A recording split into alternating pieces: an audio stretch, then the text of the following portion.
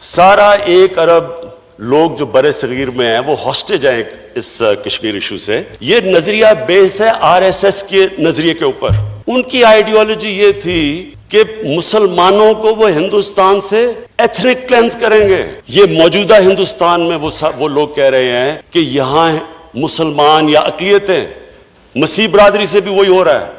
یہ برابر کے شہری نہیں ہیں. 5 سال سے خاص طور پہ جو ان کے اوپر تشدد ہوا ہے اور ظلم ہوا ہے، اس کے باوجود وہ جو جدوجہد کر رہے ہیں، کیا وہ قانون کی وجہ سے فیصلہ کریں گے کہ اب ختم ہوگی ہماری جدوجہد؟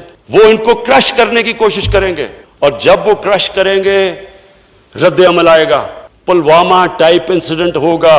انہوں نے وہی کرنا ہے جو پہلے انہوں نے کیا. انہوں نے دنیا نے کہنا جی پاکستان سے دہشت گردی آئی. مجھے اب خوف ہے کہ انہوں نے کشمیر میں ایتھنک کلینزنگ کرنی ہے. انہوں نے وہاں لوگوں کو کوشش کرنا ہے کہ لوگ وہاں سے نکال لیں تاکہ دوسری میجورٹی ہو جائے اور وہ جو باقی لوگوں وہ غلامی کے لیے دب جائیں.